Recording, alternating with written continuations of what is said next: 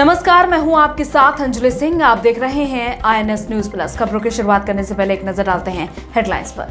CM Kejriwal ने LG और केंद्र के आदेश को लागू करने की कही बात। कहा 31 जुलाई तक 80,000 बेड की जरूरत। ये समय कोरोना के साथ लड़ने का है। शर्तों के साथ देश भर में खुलने लगे रेस्टोरेंट। अभी भी रेस्टोरेंट मालिकों ग्राहकों का है इंतजार। रेस्टोरेंट के मालिकों ने कर रखा है पूरा इंतजाम। दिल्ली में तेल की कीमतों में बढ़ोतरी। लगातार चौथे दिन बढ़े पेट्रोल डीजल के दाम। पेट्रोल 40 पैसे, डीजल 45 पैसे तक हुआ महंगा।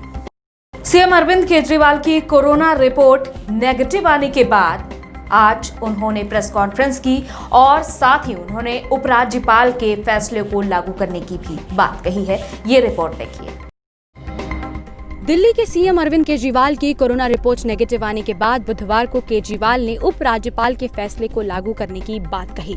दरअसल कल एसडीएमए की बैठक में एलजी ने दिल्ली सरकार का फैसला पलट दिया था, लेकिन अब सीएम केजरीवाल उस फैसले को लागू करने जा रहे हैं। साथ ही ये भी बताया कि ये वक्त असहमति जताने का नहीं है, ये वक्त राजनीति करने का नहीं है, नहीं तो कोरोना हमसे जीत जाएगा। सारी सरकारों, संस्थाओं और पार्टियों को एकजुट होना होगा। दिल्ली की चुनी हुई सरकार के कैबिनेट के निर्णय को एलजी साहब या केंद्र सरकार पलट नहीं सकते। कुछ लोग ऐसा कह रहे थे।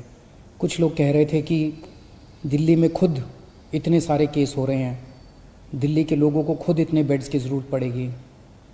मेरा अब ये कहना है, केंद्र सरकार ने निर्णय ले लिया, एलजी साहब ने आदेश पारित कर दिया। ये समय असहमतियों का समय नहीं है, ये समय एक दूसरे से डिफर करने का समय नहीं है।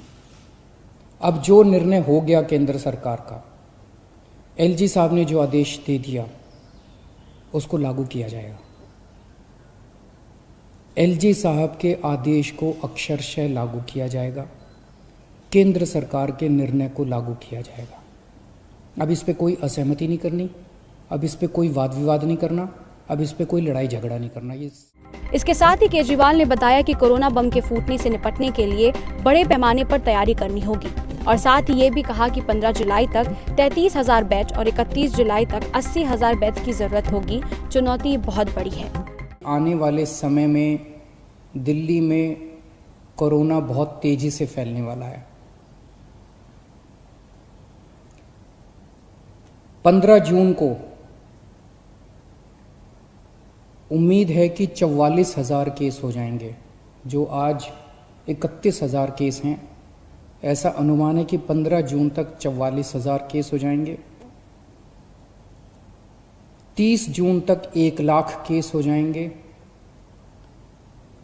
15 जुलाई तक 2.25 लाख केस हो जाएंगे और 31 जुलाई तक लगभग 5,32,000 केस हो जाएंगे दिल्ली में टोटल। और इसको देखते हुए 15 जून तक हमें 6,681 बेड्स की ज़रूरत पड़ेगी। 30 जून तक 15,000 बेड्स की ज़रूरत पड़ेगी। 15 जुलाई तक 33,000 बेड्स की ज़रूरत पड़ेगी। 31 जुलाई तक 80,000 बेड्स की ज़रूरत पड़ेगी।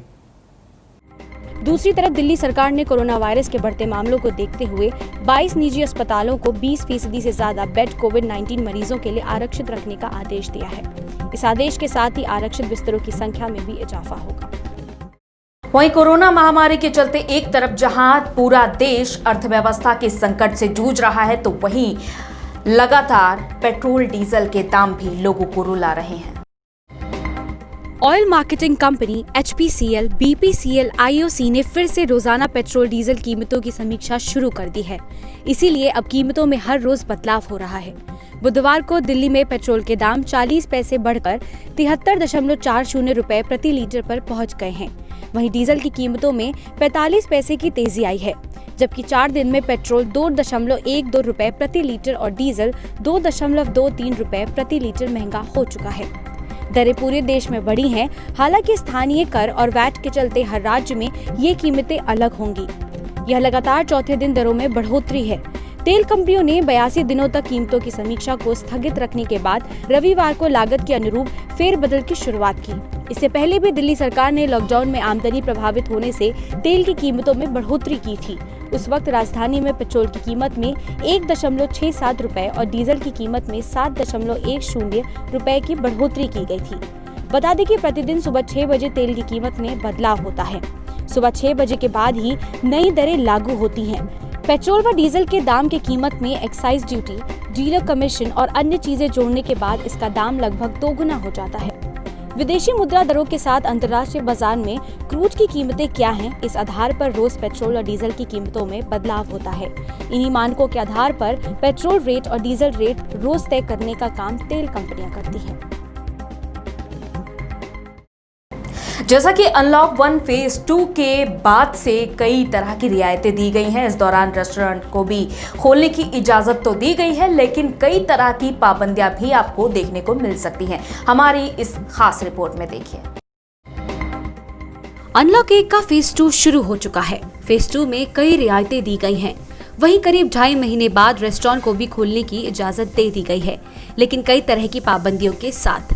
राजधानी दिल्ली में भी रेस्टोरेंट खुलने शुरू हो गए हैं, लेकिन सोमवार से शुरू हुए रेस्टोरेंट खुले तो हैं, लेकिन रेस्टोरेंट संचालक ग्राहकों के इंतजार ही करते रह गए। वहीं रेस्टोरेंट मालिकों ने भी कस्टमरों के लिए कई तैयारियां की हैं और डिस्पोजल ग्लास में पानी और वन टाइम यूज प्लेट में खाना खिलाने का बंदोबस्त कर रखा है।